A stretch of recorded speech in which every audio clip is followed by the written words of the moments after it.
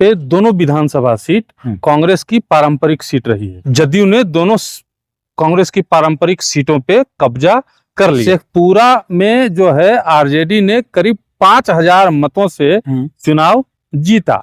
वहीं बरबीघा जो है जदयू मात्र 113 वोट से बचाने में सफल। शेखपुरा में चिराग पासवान के प्रत्याशी ने करीब 19,000 वोट लाया। बरबीघा में चिराग पासवान के प्रत्याशी ने करीब 17 साढ़े 17,000 वोट लाया। शेखपुरा सीट जो है, जो पिछला परिणाम हुआ था, जो पिछले बार प्रत्याशी थे वही रहेंगे।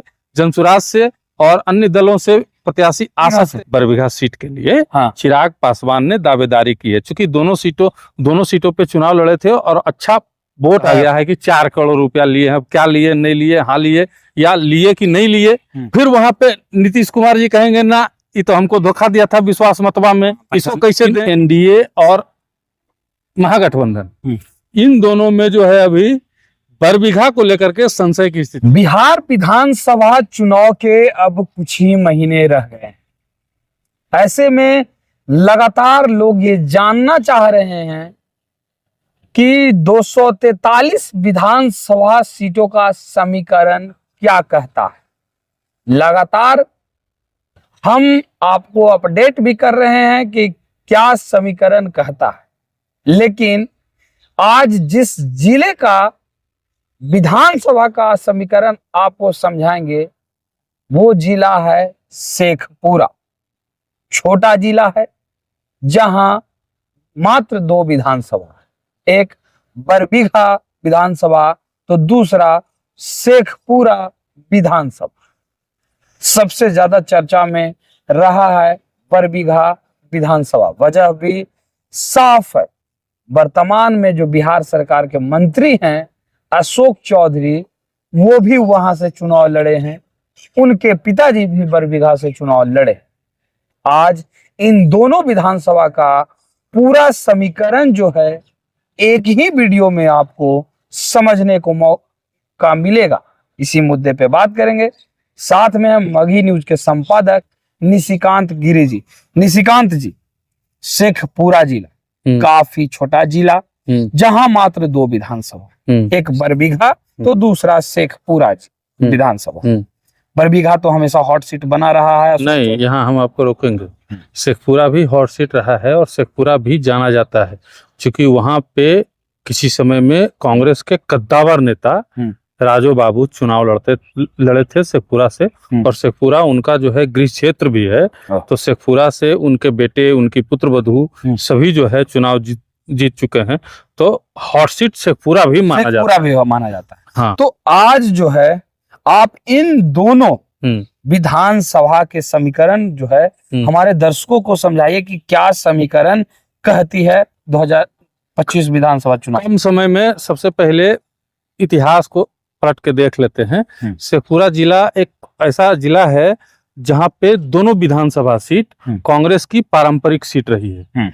लंबे समय तक दोनों विधानसभा से कांग्रेस वहां से जीतते रही है। ठीक है, यानी कि गढ़ है कांग्रेस का दोनों विधानसभा सीट। लेकिन जब नीतीश कुमार जी सत्ता में आए तो ये दोनों जिला में जो है सत्ता परिवर्तन हुआ। जदयू ने दोनों कांग्रेस की पारंपरिक सीटों पे कब्जा कर लिया।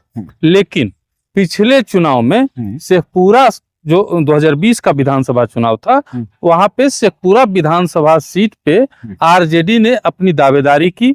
आरजेडी को वहां से टिकट मिला। एक सीट कांग्रेस को रहा था और एक सीट आरजेडी के खाते में गई थी। और शेखपुरा में जो है आरजेडी ने करीब 5000 मतों से चुनाव जीता।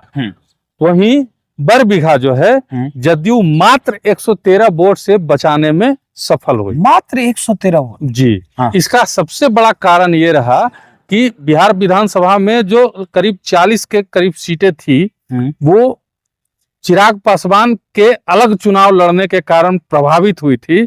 उसमें से शेखपुरा और बरबीघा दोनों सीट शामिल है। शेखपुरा में चिराग पासवान के प्रत्याशी ने करीब 19,000 वोट लाया और बरबीघा में चिराग पासवान के प्रत्याशी ने करीब 17 साढ़े 17,000 वोट लाया और दोनों जगह की सीटें जो है वो प्रभावित हुई थी।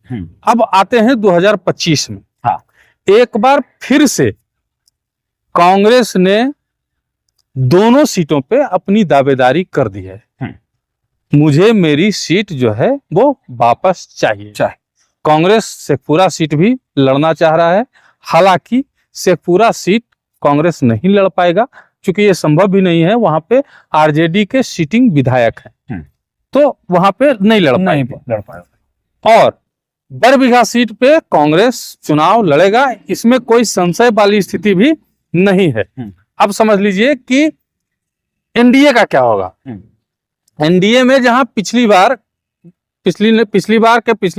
उसके पहले भी जो है जदयू दर्ज करते आ रही थी। पिछली बार शेखपुरा में हारी, बरबीघा में जीती, तो उस हिसाब से दावेदारी जो है जदयू की मजबूत है एनडीए में। लेकिन शेखपुरा सीट पे जहां आरएलएम के प्रत्याशी, आरएलएम के एक नेता हैं राहुल जी, वो दावेदारी कर रहे थे, हालांकि उनकी दावेदारी पूरी तरह से खारिज हो गई है। शेखपुरा सीट जदयू के खाते में रहने वाला है, जैसा कि जानकारी अभी हमको मिली है। शेखपुरा सीट में कोई फेरबदल नहीं होगा और वहां से प्रत्याशी भी पिछली बार की तरह रणधीर कुमार सोनी ही होंगे। ठीक है, वहीं राजद से के खाते में भी वो सीट रहेगी, राजद देगी नहीं वो सीट, सिटिंग एमएलए हैं, तो राजद से भी उम्मीदवार जो है विजय सम्राट ही होंगे, जहां तक हमारी उम्मीद है। यानी कि शेखपुरा सीट जो है, जो पिछला परिणाम हुआ था, जो पिछले बार प्रत्याशी थे वही रहेंगे। जनसुराज से और अन्य दलों से प्रत्याशी आ सकते हैं, अभी उनका नाम क्लियर नहीं हुआ है। अब आइए बरबीघा। बरबीघा में एक बार फिर से पहले भी लड़े थे चिराग पासवान, और चिराग पासवान ने दावेदारी की है बरबीघा सीट के लिए। चिराग पासवान ने दावेदारी की है, क्योंकि दोनों सीटों पे चुनाव लड़े थे और अच्छा वोट आया था उनको। तो उनका ये कहना है कि दोनों में से कोई एक सीट, दोनों में से कोई एक सीट, जैसे पिछली बार आरजेडी ने मांगा था, वैसे दोनों में से कोई एक सीट जो है वो आप हमको दीजिए। यहाँ पे पेंच फंसा है। हो सकता है कि उनको सीटें नहीं भी मिली, लेकिन उनकी दावेदारी दोनों में से एक सीट पे है, तो शेखपुरा सीट में उनकी दावेदारी खत्म हो गई है। जैसा कि अभी सूचना प्राप्त हुई है, वहां से रणधीर कुमार सोनी जदयू के कैंडिडेट हो गए। ठीक है, तो बात रही बरबीघा सीट पे। बरबीघा सीट पे मामला अटका हुआ है। अब अटका हुआ इस स्थिति में है कि उसको भी समझने की चीज है।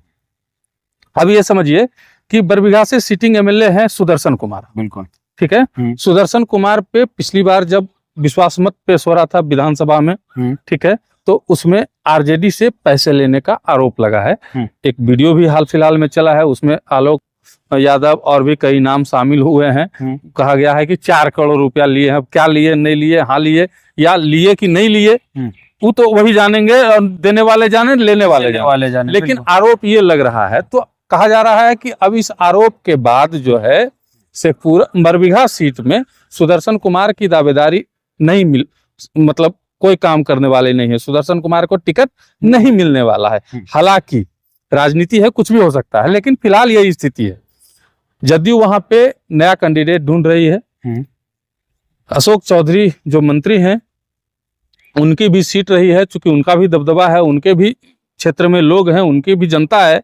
ठीक है, तो वहां से वो अपने किसी चाहने वाले को, जो पार्टी के लिए न्यौछावर रहे सर्वस्व, वैसे कार्यकर्ता को ढूंढ के टिकट दिलवा सकते हैं। लेकिन वहां भी एगो पेच है। सुदर्शन जी जो है वो मंत्री जो है केंद्रीय, अभी जदयू कोटे से ललन सिंह उनके करीबी हैं। तो वहां पे वीटो पावर भी लग सकता है। ठीक है, लेकिन फिर वहां पे नीतीश कुमार जी कहेंगे ना, ये तो हमको धोखा दिया था विश्वास मतवा में, इसको कैसे दें, पैसा ले लिया ही। ठीक है, तो वहां पे पेच फंस सकता है। मतलब कुल मिला के अभी जदयू में स्थिति पूरी तरह से स्पष्ट नहीं है, क्लियर नहीं है। वहीं दूसरी तरफ बरबीघा सीट में कांग्रेस के तरफ से भी चीजें स्पष्ट नहीं है। पिछली बार जो विधानसभा चुनाव लड़े थे गजानन शाही, वो भी रेस में है। हमको भी चाहिए। ठीक है, उसके बाद एक नए प्रत्याशी जो कांग्रेस से पूर्व में कांग्रेस के नेता रहे हैं, पूर्व में भी चाह रहे थे टिकट, लेकिन पिछली बार किसी तरीके से उनको टिकट नहीं हो पाया, त्रिशूलधारी सिंह। ठीक है, उनका भी बरबीघा क्षेत्र में दबदबा है। नगर परिषद में उनका कब्जा है, जिला परिषद में उनका कब्जा है, सब जगह उनका कब्जा है। ठीक है, तो बड़े नेता हैं हाँ। और काफी जो है उनका प्रभाव है क्षेत्र में, तो वो भी कांग्रेस से अपनी दावेदारी कर रहे हैं। जनसुराज से जो है कैप्टन मुकेश हैं, जो है बरबीघा के ही रहने वाले हैं, पूर्व में जो है नेवी में थे, मर्चेंट नेवी में थे, वो भी आ गए हैं राजनीति में। तो जनसुराज से उनकी दावेदारी है और उम्मीद है कि जनसुराज जो है उनको टिकट देगा, लेकिन एनडीए और महागठबंधन इन दोनों में जो है अभी बरबीघा को लेकर के संशय की स्थिति है। एकदम पत्ता कोई नहीं खोल रहा है बाप, एकदम कोई नहीं। हाँ, एकदम सब अपन अपन पत्ता नुका के रख ले, के मरते फ्लश में खुलेगा वो। ठीक है, कौन है, कौन आया, ठीक है, नाम कई चर्चा में है। देखो शेरा, नाम कई चर्चा में एनडीए की तरफ से, मतलब महागठबंधन वाला तो नाम बता दिए हम कि देखिए दूगो हैं, एक आगो आप आ सकते हैं, बिल्कुल ठीक है। एनडीए में भी कई नाम है, एक मशहूर ठेकेदार है उस क्षेत्र के, काफी धनी हैं और बड़ा चलता है उनका, अशोक चौधरी के पास भी उनका खूब जो है आना जाना रहता है, अरविंद कुमार नाम है।